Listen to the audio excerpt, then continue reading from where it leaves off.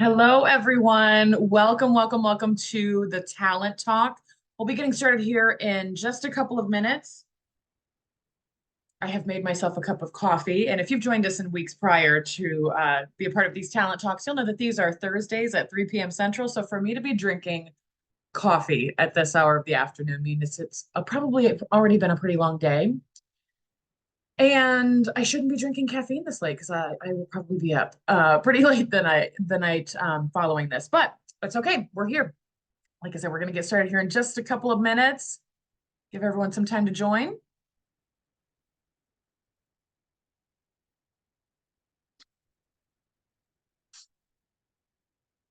All right. Well, let's get started.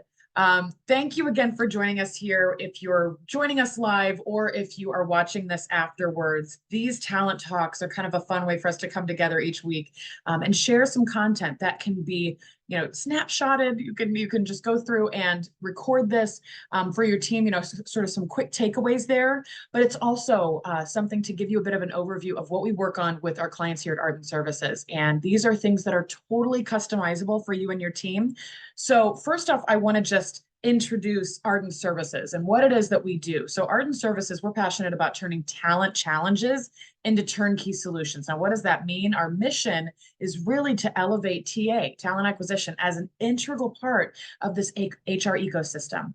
And the company culture really needs it. It's driven by it. So we have these TA and HR partners here that we work with to address the unique needs of each team, especially within talent acquisition, but we have a lot of other partners that support the HR, learning and development, diversity and inclusion, all those other sides, okay? So we develop a holistic strategy for recruiting and retention. I always say you cannot have one without thinking about the other.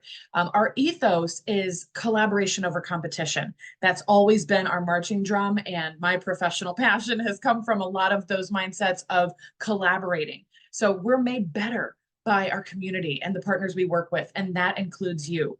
So we'd love to connect with you. We'd love to answer any questions that you have about that network or about our mission and our ethos here. But some things you should just know about me. Of course, my name is Tiffany Doherty, as you see here on the screen. I am the founder and principal consultant of Ardent Services. I work with a variety of different, like I said, partners in our network, but also consultants that have been trained in the Ardent way of doing things. And we'll get into that a little bit more in today's topics.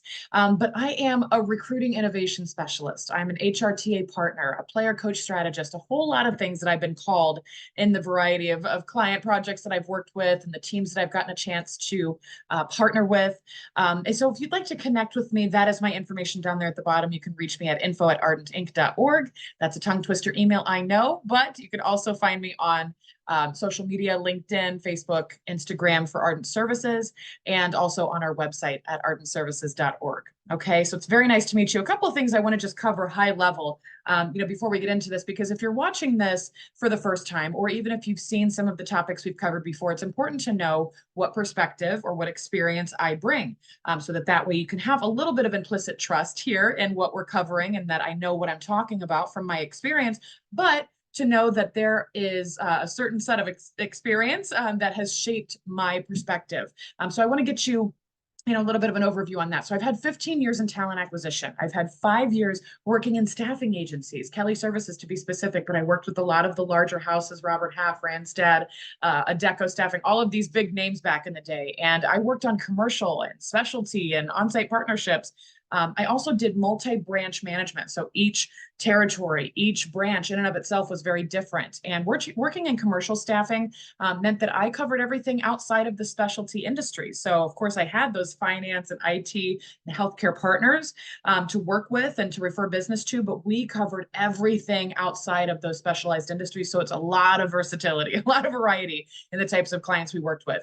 I also dug in on, you see those letters there listed underneath that category of 5 years of agency experience, WC, UE, LID. Some of my staffing agency partner friends will know what those things mean. I worked on work comp and unemployment and light industrial. and also our I-9 compliance, not because it was an inherent part of my job when I first joined as a staffing supervisor, but because I had an interest and because that knowledge made me a better recruiter, made me a better salesperson, and then in turn a branch manager eventually. Then I went on to 4 years in corporate recruiting. That was in, the heyday of Sears Holdings, working with a few other Fortune 100, Fortune 500 companies in the Chicagoland area, and then nationally. So this field and retail leadership mindset, this again, versatile industry support there with legal, marketing, sales ops, DevOps, IT, HR, you name it, I probably did it. And I also, in that corporate space, had an opportunity to bring my recruiting brain, bring my talent acquisition brain to the table, but also become a D&I liaison. And I'll talk about that a lot in these presentations that we cover week over week, because my experience and my knowledge and my expertise was only made better by that D&I lens and by those partners in that L&D and D&I space that helped me learn about, some areas of opportunity for talent acquisition to partner with those things. So I became that D&I liaison as the talent acquisition point of contact to all of those different employee resource groups. And now for the last 7 years, I've been in TA HR consulting, working with startups, industry disruptors. The weirder, the better, it seems. And if you can't find it, if it's hard to find, if it's a purple squirrel, if it's a unicorn, I can find it. I can herd it. I can file it into your corral, into your talent ponds to work with. So I like working with high growth stage SMBs, but this information that we're covering is going to translate to everyone, and it can be, again, customized and should be customized to the needs of each team. Remember how we talked about our mission is to address the unique needs of your team. Okay. So some things that you should know about me are just that I am passionate for the people and talent attraction. That is always top of mind with a lot of the clients that I work with. But I also understand talent pipelines. I understand employer branding. I understand full life cycle recruiting. I understand the challenges that your recruiting teams face in each of those avenues. I have, initiative, enthusiasm, humility, resilience, and a desire to make meaningful contributions. So that comes on top of my talent acquisition brain. So anything you see on my resume, my LinkedIn, any of the stories that I'm telling there in those spaces comes with an additional level of support and meaningful contribution. And lastly, collaboration, innovation, and integrity is the name of my game. Specifically, it gets me out of bed in the morning to be able to collaborate with others and to collaborate with clients that are very candidate focused. Candidate then becomes employee. So employee retention is very important to me as well, but we'll get to that. Okay. So enough about me. Let's jump right into it. Today, our webinar content is about building your dream team. Kind of did a nice little slogan here for this webinar on a full court press with key players. What does that mean? So in this webinar, we're going to talk to you about your dream team. What does that look like and how to make sure you have all of the areas covered? We're not going to dive in too much to, what court are you playing on? I can make analogies about just about anything, but we're going to focus on making sure that you have your areas covered.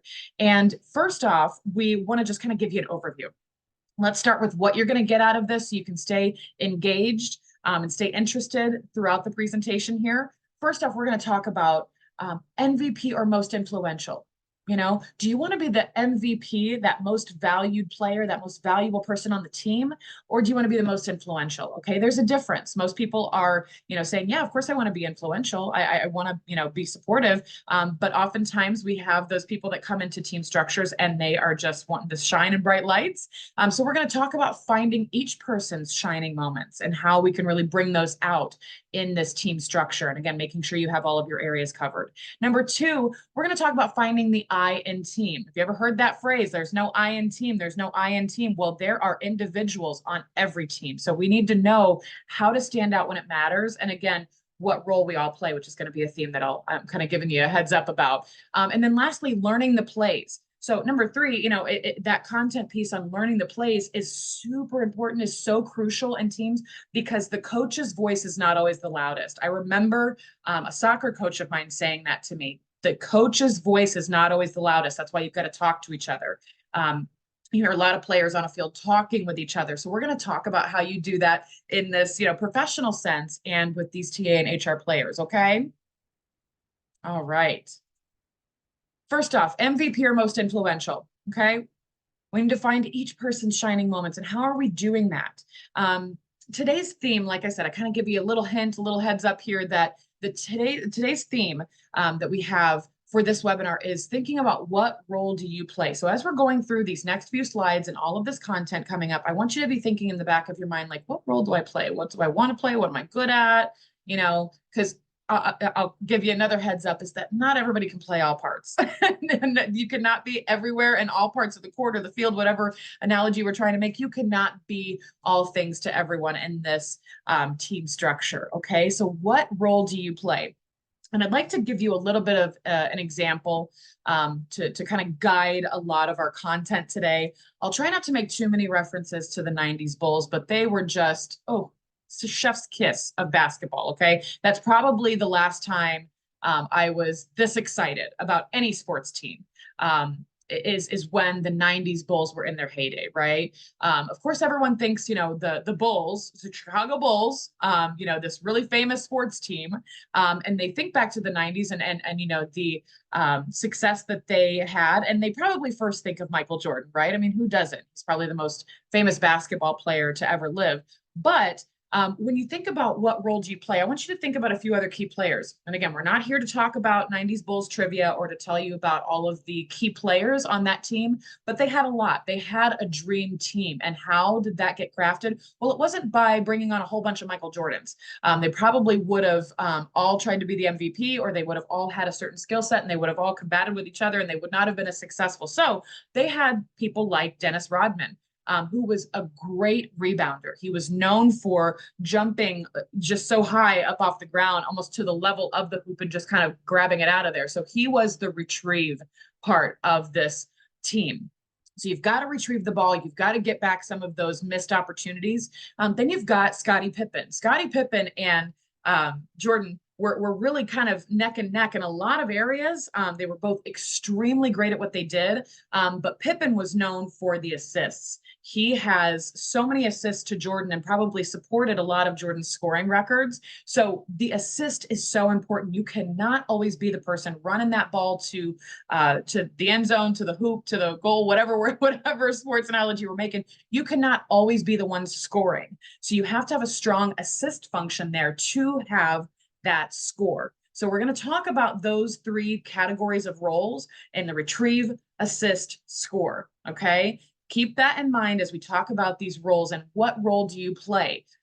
Well, again, what role do you want to play? What are you good at playing? And we're going to dig into that a little bit more together in a couple of slides going forward here. So retrieve, assist, score.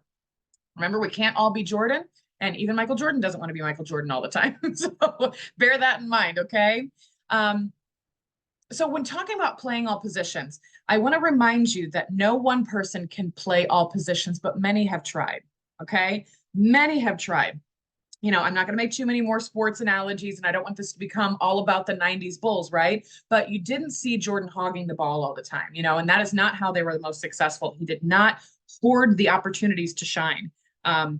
Also, he could not retrieve the ball, pass the ball to himself, and then score the ball himself. Okay, so I want you to remember that when you're thinking about all these positions. You need to know what each position does and how it supports the strength of the team. So in thinking about retrieve, you know, that Dennis Rodman character in our minds, you know, how do we retrieve the ball, the rebounds, how do we get those back? So where do we retrieve? This is in data-driven decision-making. We talk about that a lot, and I think that everyone thinks that that's their job, and it is to some degree, but we really need to have someone who's really focused and really, really good at that, or at least carve out a space if you have a really lean team for those data-driven decisions to be happening. So you have to gather the data first. You have to retrieve it. You have to rebound those opportunities. Also, these are the people that are really good at gap finding. They can look at something and not necessarily naysay everything, but they can use their devil's advocate brain to the team's advantage. And they can say, what if, what if, what if, well, what if that, and what about that, and what about that? They can be a bit annoying. I say this from personal experience. I can be a little exhausting to work with when I am gap finding because I'm very meticulous when it comes to finding those cracks. And finding the areas of opportunity and kind of the misses that we need to retrieve. Okay. Also, these people can be very, very big picture focused. So they are watching, you know, the person who's scoring, watching the, you know, the other team, if you will, or the competitors, and watching what's going on so they can see where they need to be to retrieve that opportunity. Okay. So that is how we think about retrieve positions. Okay. The people on your team that are great at retrieving are doing these things and they're doing them well. Okay. Not to say that they can't hop over and get into the assist positions as well. But when do we assist? I mean, all of us as a team probably assist each other in some way, right? But assist positions are going to be focused a lot more on the project management. It's essential. It's at their core. I say this again from experience because I played the assist position as well, where I have had to keep all these moving parts straight. Again, it's a little big picture focus and about the retrieval opportunities, but it's really making sure that that project management is strong, that everyone kind of knows where they're at, and that you can support those different functions of the team. Also, this is where streamlined communication tools are helpful. So they're usually keeping everyone on the same page. Some people like to go off and score. Some people need to go off and retrieve other things and kind of dig into that data or dig into those gap finding efforts. These people in the assist position are going to be strategically focused on maintaining communication and a single source of truth. Okay. Also, this is a great position for someone to play to make sure that resources are shared and that everybody on the team is getting what they need for their particular position. Okay. And then how do we score?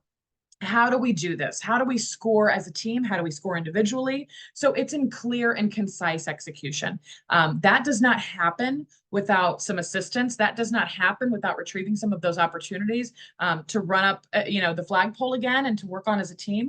But this clear and concise execution needs to be just that, clear, concise. You cannot have the person in the scoring position confused about what a score looks like, what a win looks like, right? You don't need them, aiming for the wrong basket, so to speak, if you want to use that analogy again. But we are wanting to make sure that those people in those score positions, when we are positioned to win, that we know how to score and that it's clearly communicated what our goal is, and that we're concise and that we can also accept the assist. We can accept the help and the follow through. The follow through is going to be important because there's a lot of times when the retrieve person has done their role, the assist person has done their role. They've done everything to the best of their abilities, and now it's the score position's responsibility. It's that scoring person's part, and the follow through is so important. So you need to make sure that those people that are in those positions to score are feeling really confident. It's not like we're trying to feed their ego and make them these MVPs or the star players, but they need to feel confident in what they're doing. If you have someone in a scoring position, and these are most often those recruiters that are talking with candidates and that are working with hiring managers. If you have people in those positions to score and they don't feel confident, meaning they don't have all of the information on the positions that they're recruiting, or they don't feel confident in the tools that they're using, or they don't really know, or they haven't been assisted with all of the support functions of knowing the industry that they're in, or knowing the landscape that they're walking into recruiting wise, they're not going to be real great at scoring because there's no follow through. There's really no clear, concise execution. They don't know how to ask for assistance, so they're not getting it. There's a lot that can go on, a lot of pressure that happens in each of these positions, but especially in that scoring position there. Okay. So again, a reminder that no one person can play all positions, or they cannot play all positions at all times. Okay. So it's nice to have a team that's fully built out that can have someone that's focused on these things. But when you have smaller, leaner teams, it's possible for them to play multiple functions, but you need to have carved out time and you need to have clear expectations and clear and concise execution so that way they're not focused on scoring and then trying to hop back into assist brain and then assisting themselves and then trying to retrieve their own. And it's a little bit of a chaotic position to try to play all of those at the same time. Okay. Many have tried, myself included. So just take a little bit of a word from the wise here, or the wiser, or the wishing I was not as wise in some of these areas as trying to play all these positions. Okay. So next we want to find the I in team. Again, there's individuals that make up every team. There is a person with their own set of skills and experiences. No one person is, exactly like the other. There is some level sets that we play, in training and making sure that everyone's on the same page with knowledge and that clear and concise execution, right? But how do we stand out when it matters? How do we take those accolades? We take that responsibility also to shine, and we know how to stand out when it matters for the win, not just to make ourselves look good. Okay. So all of us have probably seen a SWOT analysis, and I want to break this down to, how we address a team with this SWOT analysis. And again, bearing in mind, what role do we all play?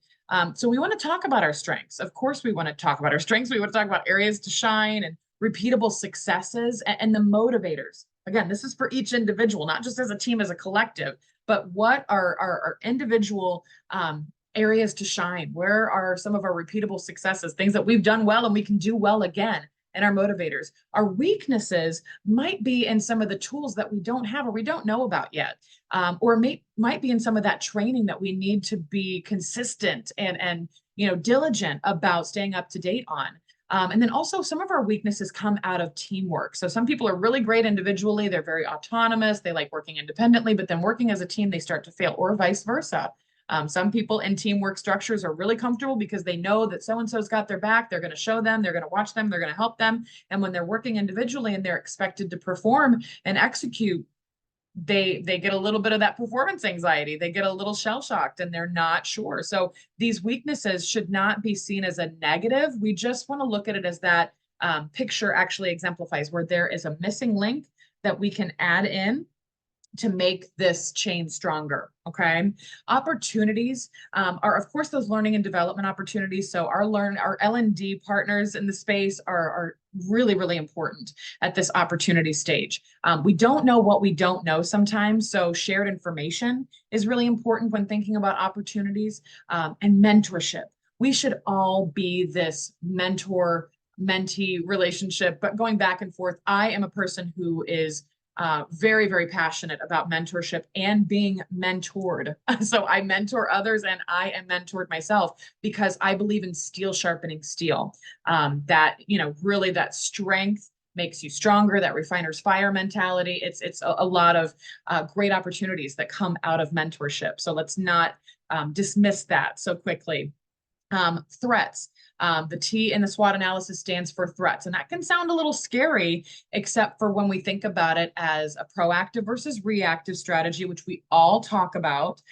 We want to make sure that we are planning for all variables. And I've said before in a previous webinar that we want to plan for the worst and the best. Okay, so let's plan for where we're going in the best case scenario and what we do if that happens. And then that kind of plays back into our strengths, right? And repeatable successes.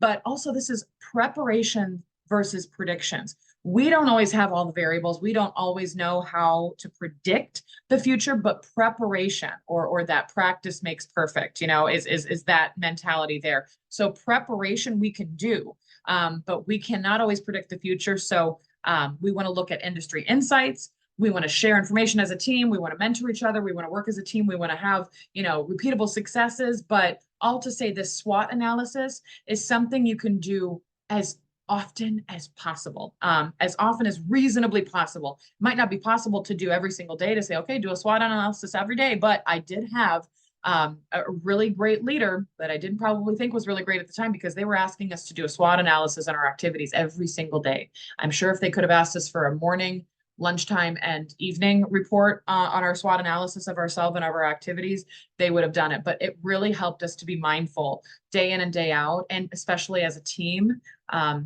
of what we were doing in terms of what strengths we were strengthening, what weaknesses we were working on, what opportunities we were looking into, and what threats there were to our success day in and day out. So it was a really great exercise to do both individually and as a team. So I recommend this, and I do this with a lot of teams, usually on a weekly or bi-weekly call, depending on the bandwidth and the availability of the team.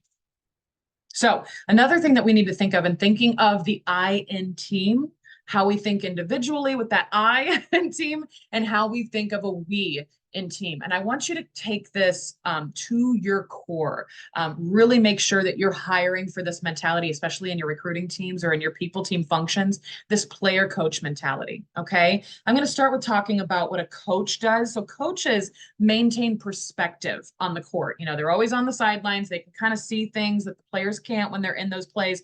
And they also can make strategic decisions that supports the success of the team. They also usually know a little bit more about each individual and what they're good at, so that way they can line up certain opportunities and they can, kind of think strategic minded. Now that's also, not to say that a player cannot play this coach role as well. As you saw me title myself earlier, I've been called before as this player coach strategist.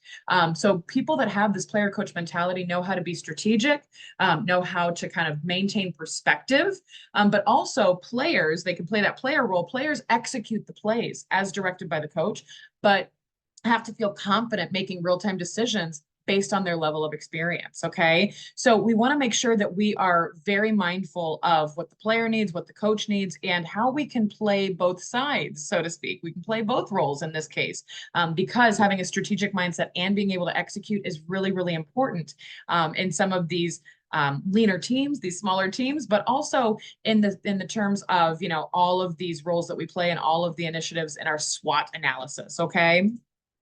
All right, so learning the plays. Like I said, the coach's voice is not always the loudest. You can imagine any arena, any sports setting where you've got the coach, probably, I don't know how they don't lose their voices at the end of every match, right? But looking at a coach just yelling and wanting to make sure he gets the attention of their players, and just being able to really be that strategic executor over there on this side. But they have to trust that their players are knowledgeable and able to execute. So when we're learning the plays, we kind of need a playbook, right? That's typically what a coach has or what the team goes over together. So we're going to talk about how to run the play. So running the play in this particular arena, when we're talking about talent acquisition, we're going to talk about plan, perform, propel. If anyone knows me well enough, they know that I love a good categorical mindset. So that's where this comes from. So we're going to plan, we're going to perform, and then we're going to propel. We're going to dig in on each of those areas. And then, as if we needed a reminder as to what roles we play, let's remind ourselves again that there is a retrieve mode, there's an assist mode, and there's a score mode. Okay. There is a Rodman, Pippen, Jordan factor that we need to consider in all of these here. So retrieve, assist, score. So when we're looking at some of these, playbooks, if you will, again, I put these up for most webinars in different facets so that way you can snapshot these, you can take these right back and work with them in your teams. But if we're thinking in the retrieve position for this plan part, so what are we planning? What are we trying to dig in on? I'm going to give you probably just one or two bullet points in each of these because these can be so customizable. It's not going to do me any good to try to send you guys on a wild goose chase and give you all of the details that a retrieve position can do in the planning mode. Okay. Just going to give you this one bullet point to say one thing that they can do is retrieve last quarter and year over year data. I say last quarter and year over year data so that way you don't look at your 3 to 5 year hiring numbers and expect that that's going to give you any sort of indication as to what you need to be doing today. Okay. The market has changed so much. So in terms of planning, I'm going to say that most teams need to get really specific, either on a department that they're working with in terms of hiring initiatives or previous quarter and year over year. So what did this season look like last year? So how can we, again, prepare and kind of know how to plan appropriately? But here, this area of focus, it's helpful to look at, our opportunities, our strengths, our good stuff, right? But I'm going to challenge those retrieve position people to be looking at our weaknesses. Put on that devil's advocate hat, put on that, to get out your magnifying glass, really get specific on where we could have done better. That is going to be your best support function to this planning playbook. Okay. When you're in assist mode, when you're in the assist position, I want you researching new tools. I want you, getting out there and just digging through all that you can. Now, I don't want you getting lost in a data wormhole. Don't want you getting lost there. So using tools like AI tools, some other, industry specific research and those kind of things, knowing how to dig in where it matters is going to be important. So that way you don't get lost in a sea of data and tools and you've just got like analysis paralysis and you've got option overload and you cannot possibly make a good recommendation in this planning stage. So this is an opportunity focused planning stage for these assist folks. Okay. There is a reason why I want you focused on researching new tools, because this is, again, the planning stage. We're talking about opportunities. So there's a lot of different ways to cater this and to customize this, but that's one of the best recommendations I can give to this planning playbook. Okay. Lastly, in our score position, we've got people that are like ready to score. They're ready. They feel like they're ready to get back out there on the court, right? I want these people focused on resetting and reinforcing their resources. So that might be asking for the retrieve position to get you some data on what happened last quarter, what happened last year, or what happened at the last at bat, or the last opportunity that you had to hire for this team, for this department, whatever it might be. So resetting and reinforcing those resources means you're looking at, how did some of the communication work? How did my candidate experience play out? How can I make that better? What worked for me, what didn't? They're planning on how to reset if it's outdated, and if it's needed, it needed some much needed improvement.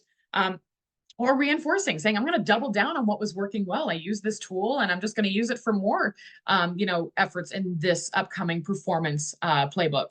So you're focused on strengths. Where do you want to strengthen? Where do you really, really want to see that get stronger and feel more capable and more confident to execute in this scoring position? So that's what the planning playbook looks like.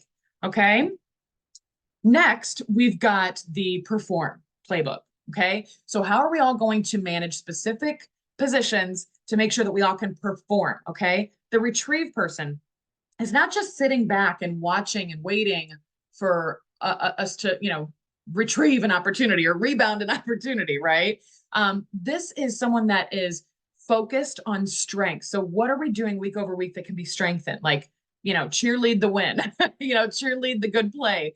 So they're looking at weekly recruiting data. That is the best way that I can guide someone in a retrieve function of this performance playbook. So when you're retrieving this weekly recruiting data, you want to also focus on strengths. This is an opportunity for you to tell a great story, not just to make the team look better.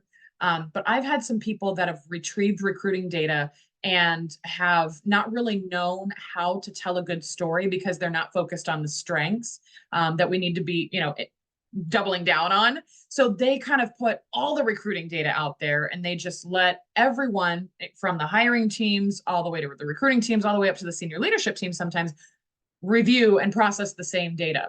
I would caution you from doing that, because that is not going to help focus on those strengths. It's not going to help us to do anything with that recruiting data that is going to be helpful. Of course, you can also think about weaknesses there in that weekly recruiting data as well, but I would say to make sure that those are shared with the right people that are going to be able to help.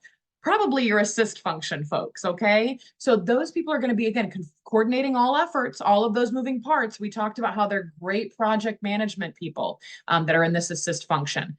They are looking at threats. They're looking at what could go wrong. Of course, we're all planning for the best. We're all hoping for the best, and we've planned for it. We've prepared for it. But we want to make sure that there's someone that is coordinating all moving parts. These folks have often been our TA coordinators, schedulers, but also have been, some administrative functions. So this can actually be a tool. There are a lot of great tools out there that can coordinate all moving parts, so that way you don't have a specific person that is responsible for all of those minute details, because let's face it, we're all human and sometimes there are mistakes that are made. I have not met one single person that has not made one mistake. So just taking that into account, there are different ways that we can augment or supplement this assist function in our perform playbook. And then we've got the people in the scoring positions, and these are just so versatile. I can't even pinpoint exactly who this score function is, because you've got people on the HR side that are scoring in their own right. You've got people on the TA side that are scoring in their own right. You've got L&D folks. You've got D&I folks. You've got some people wearing multiple hats, an L&D hat and an HR hat and a D&I hat and a TA hat. So we've got all those letters of the alphabet playing together in some people's minds, and that is great. But we want to know, in this score function of our perform playbook, how are we producing results? Remember that clear and concise execution part? We need to be clear about what results we're producing. So, you have teams that have, quarterly initiatives. OKRs, what have you. We have, sometimes these individual performance, these KPIs, these key performance indicators. But if this is a submission, if this is a placement, if this is a project, we need to have repeatable successes. We need to be able to point to. So we're going to make sure that we are really laser focused in our score function on opportunities. Okay. I think that a team that is functioning well, but could be doing better, are focused on the results that they're producing, but they're kind of, having these blinders on, so they're not seeing the opportunities. They're not really looking big picture. So I'm going to challenge the people in this score position to look at opportunities. You might be driving the ball to the basket, but you might be missing the opportunity to pass it. Or, I'm making all of these basketball analogies, but you get it. Like, if you're not looking around, and if you're just so focused on the result that you're producing, and the score, you're going to miss some really great opportunities to grow as a team and to make this a team win. Again, remembering that we're not always our name and lights, we're not always the MVP, and we're much stronger with collaboration, not competition. Shameless pun for the ethos of Ardent Services there, okay? So moving into the final playbook, we've got propel. So how are we going to propel? How are we going to excel? How are we going to move forward? Hopefully propelling upwards and onwards to some new levels of success here. So retrieve people.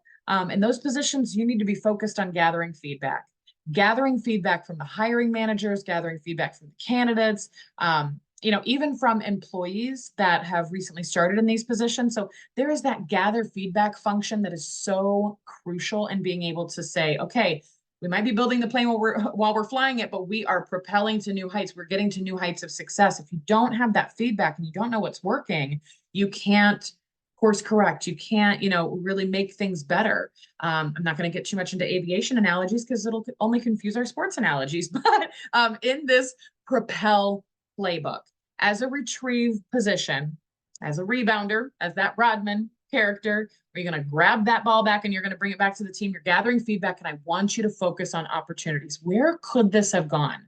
What else could we have done with this? Dream big, get creative. That's what we need you to do in this Propel playbook. Next, with the assist functions, these are people that are reviewing, researching, kind of doing some diagnostics or some really deep dives into things that are coming next. Whether it's, we know this department is going to be coming into a heavy hiring season. We know that this team is going through some changes, so we're going to be having some new positions. Maybe there's some attrition happening, because of different industry changes or, different seasons with education. People that are coming available, graduating from college, or there's just so many different things. Again, we're not going to do too many bullet points in any of these because they're just so customizable. But here in the assist function of this Propel playbook, I want you focused on strengths. I want you focused on internal and external strengths of the organization. So where can we pull strength from externally? Where can we get support for what's coming next? Who knows what's coming next? Kind of stay big ears with big gears in this particular function is going to help you. And then in our score function, this is where you ask for support. You want to focus on your weaknesses here, which is really uncomfortable, especially if you've just had a great scoring season in that perform playbook, right? You're like, I'm doing great. I don't need any help. I'm just going to do it again. Stop for a second and think about the weaknesses or maybe that missing link. Remember, we're not just looking at it as a negative, but like maybe where we could add an extra link in this chain to really make this even stronger and wider and better. Ask for support. This is not I hate that phrase, the squeaky wheel gets the grease. This is not an opportunity to just be the loudest voice in the room and ask for all the support so you can just gobble up all the air in the room, all the resources on the table, and just hoard them to yourself. This is where you want to be team-minded, but think about what you need to be successful to support the team. The better that you are, the better the team will be, and vice versa. So this is a time to propel yourself forward, to propel your team forward, to grow. So ask for support. These all could be so customizable. We could do a webinar, of its own kind on each of these playbooks, but I just want to run them back for you. We're going to run some of the plays back. Okay. So we've got perform, plan, perform, propel, back and forth, back and forth. We are in different seasons sometimes, or different playbooks every hour of every day. Sometimes it changes that often, right? But if we're in our plan playbook, look at these different functions. If you've actually chosen one that you're like, yep, I'm the retrieve person. Yep, I'm the assist person, or yep, I'm the scoring person. Look at how these areas of focus change. Okay. So at the beginning, you might be focused on weaknesses. Then you're moving into strengths. Then you're moving into our opportunities. The reason for that and why it was intentional, it wasn't just, oh, it happened to be that way that I put these as the areas of focus being different, is because if you've got someone always, always, always up in weakness brain, or always, always, always focus on our strengths, they're not going to be as versatile in this team structure. So if you look at each of these and you're saying, I'm that assist person, I'm going to focus on threats sometimes. I'm going to dig in a little bit more on strength sometimes.